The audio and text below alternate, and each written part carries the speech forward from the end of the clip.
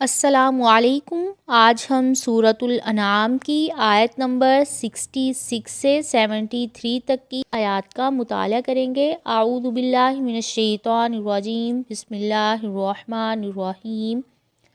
وَكَذَّبَ اور جھٹلایا بِہِ اسے، قومک آپ کی قوم نے، وَهُوَ الْحَقُّ حالانکہ وہ حق ہے۔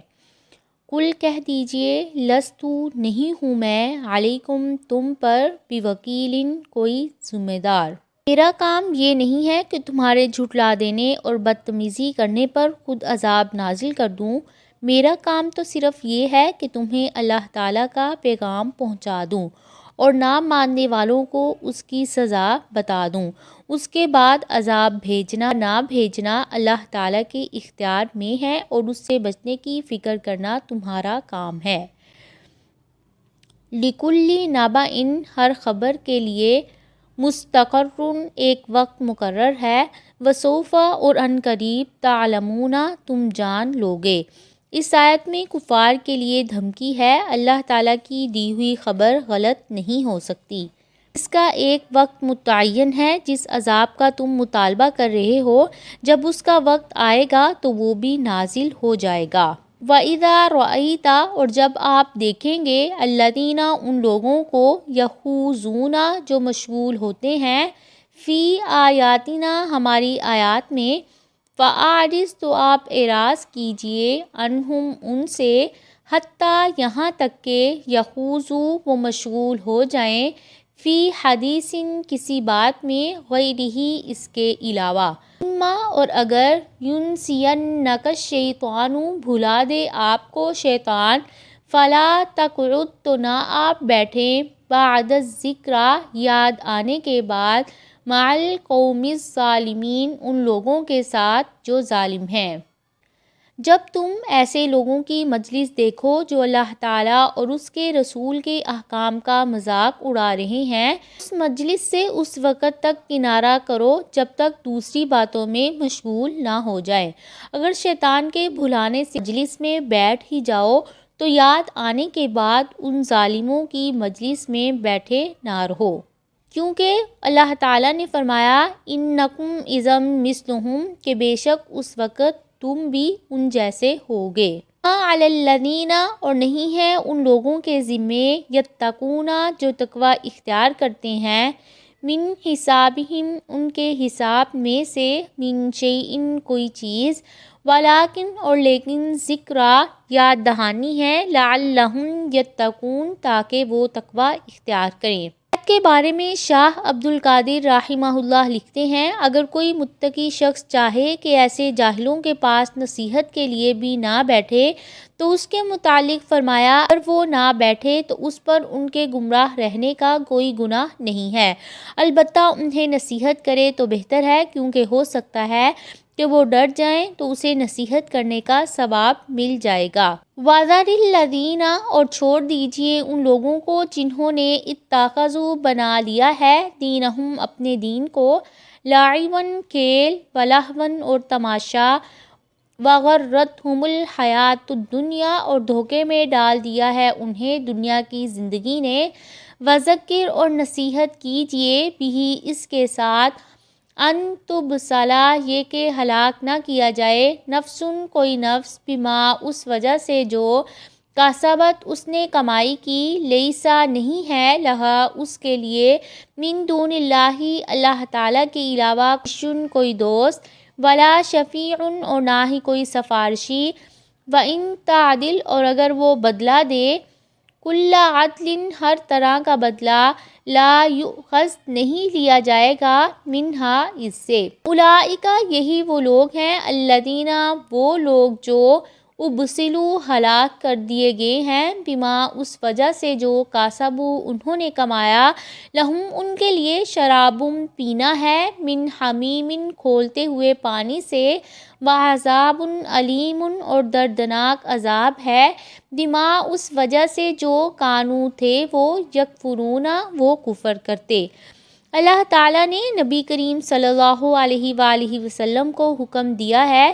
کہ جو لوگ دین اسلام کا مذاق اڑاتے ہیں دنیا کی زندگی میں انہیں دھوکے میں ڈال رکھا ہے۔ آپ انہیں ان کے حال پر چھوڑ دیں اور اس قرآن کے ذریعے سے ان لوگوں کو نصیحت کرتے رہیں۔ ایسا نہ ہو کہ کوئی شخص اپنے برے اعمال کی وجہ سے جو اس نے کمایا ہے ہلاک کر دیا جائے، پھر آخرت میں اس کے چھوٹنے کی کوئی صورت ہی نہ رہے، کیونکہ اللہ تعالیٰ کے سوا نہ ہی کوئی حمایتی ہوگا، نہ ہی کوئی سفارشی ہوگا،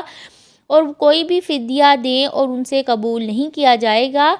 یہ وہ لوگ ہیں جو اپنی کمائی اور بد اعمال کی وجہ سے ہلاک کر دیے گئے ہیں۔ ان کے پینے کے لیے سخت گرم پانی ہوگا اور ان کے کفر کی وجہ سے ان کے لیے دردناک عذاب ہوگا۔ قل کہہ دیجئے اندعو کیا ہم پکاریں من دون اللہ اللہ تعالیٰ کے علاوہ ما اس کو جو لا ینفعنا نہیں وہ نفع دے سکتا ہمیں، ولا یضرنا اور نہ ہی وہ نقصان دے سکتا ہے ہمیں، ونردو اور ہم پھیر دیے جائیں گے علی اعقابنا اپنی ایڑیوں کے بل پر، بعد اس کے بعد اذ ہدانا جب ہدایت دی ہمیں اللہ تعالیٰ نے، کالذی استہوتہ الشیاطین اس شخص کی طرح جو بہکایا دیا اسے شیطان نے، فی الارض زمین میں، حیران کر کے، لہو اسی کے لیے، اصحاب کچھ ساتھی ہیں، یدعونہ وہ پکارتے ہیں اسے، الی الہدی ہدایت کی طرف، ائتنا آ جاؤ ہمارے پاس، کل کہہ دیجئے انا بے شک ہدی اللہ ہدایت اللہ تعالیٰ کی، ہوا وہی الہدی اصل ہدایت ہے، وَأُمِرْنَا اور ہم حکم دیے گئے ہیں، لِنُسْلِمَ کہ ہم فرما بردار ہو جائیں، لِرَبِّ العالمین بالعالمین کے لیے۔ آپ ان سے کہہ دیں کہ کیا ہم توحید کی سیدھی سڑک چھوڑ کر پھر شرک میں مبتلا ہو جائیں؟ اگر ہم ایسا کریں گے تو ہماری مثال اس شخص کی طرح ہوگی جو اپنے ساتھیوں کے ساتھ کسی صحرا سے گزر رہا ہو اور شیطانوں کے نرغے میں آ جائے، پھر اسے سیدھے راستے پر بھٹکا کر کسی اور طرف لے جائے، اور وہ حیران اور پریشان نہ سمجھ کر کیا کرے، اس کے ساتھی اسے پکار رہے ہوں کہ ہماری طرف آ جاؤ، سیدھی راہ ادھر ہے، لیکن وہ شیطانوں کے چکر میں ایسا پھنس گیا ہے کہ نہ وہ ساتھیوں کی پکار کا جواب دیتا ہے اور نہ ان کی طرف آتا ہے۔ مطلب کہ کفر اور شرک اختیار کر کے جو گمراہ ہو گیا وہ بھٹکے ہوئے راہی کی طرح ہدایت کی طرف نہیں آ سکتا ہے۔ ہاں، اگر اللہ تعالیٰ نے اس کے لیے ہدایت مقرر کر دی ہے تو یقیناً اللہ تعالیٰ کی توفیق سے وہ سیدھے راستے پر ہو جائے گا، کیونکہ سیدھے راستے پر چلانا اسی کا کام ہے۔ وَأَنْ أَقِیمُوا الصَّلَاةَ اور یہ کہ نماز قائم کرو، وَاتَّقُوهُ اور ڈرو اس سے، وَهُوَ اور وہ، الَّذِی وہی ہے، اِلَیہِ جس کی طرف، تُحْشَرُونَ تم اکٹھے کیے جاؤ گے۔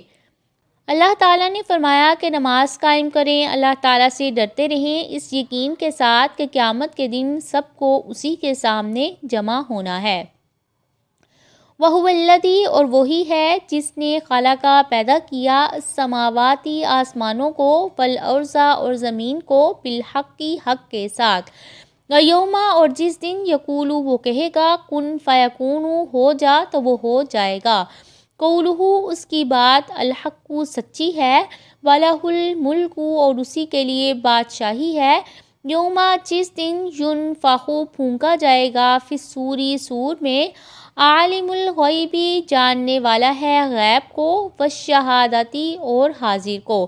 وَهُوَ الْحَکِیمُ الْخَبِیر اور وہی حکمت والا خوب خبر رکھنے والا ہے۔ اللہ تعالیٰ ہی نے زمین اور آسمان کو پیدا کیا، لیکن بے مقصد اور کھیل کے لیے نہیں بلکہ کسی خاص مقصد کے لیے پیدا فرمایا ہے۔ وہ مقصد کیا ہے؟ اللہ تعالیٰ نے زمین اور آسمان کی تخلیق کا مقصد یہ بیان فرمایا ہے کہ وہ تمہیں آزمائے گا کہ تم میں سے کون عمل میں زیادہ اچھا ہے، اور انسان اور جن کی تخلیق کا مقصد بھی بیان فرمایا ہے کہ میں نے جنوں اور انسانوں کو پیدا نہیں کیا مگر اس لیے کہ وہ میری عبادت کریں۔ معلوم ہوا کہ یہ سب کچھ انسان کے فائدے اور اس کی آزمائش کے لیے ہے، اور انسان کو اللہ تعالیٰ نے اپنی عبادت کے لیے پیدا فرمایا ہے۔ حشر کے دن جب وہ تمام مردوں کو زندہ کرنا چاہے گا تو اللہ تعالیٰ کے لفظ کن کہنے سے تمام مردہ زندہ ہو جائیں گے۔ عبداللہ بن عمر رضی اللہ تعالیٰ عنہ بیان کرتے ہیں، رسول اللہ صلی اللہ علیہ وآلہ وسلم کے پاس ایک اعرابی آیا۔ اس نے عرض کیا، اے اللہ کے رسول، سور کیا ہے؟ آپ نے فرمایا، اس سے مراد وہ سینگ ہے جس میں سور پھونکا جائے گا، اس لیے عام طور پر اس کا ترجمہ نرسنگا کیا جاتا ہے۔ دوسری حدیث میں ہے، سور پھونکنے والا فرشتہ اس وقت سے تیار عرش کی طرف دیکھ رہا ہے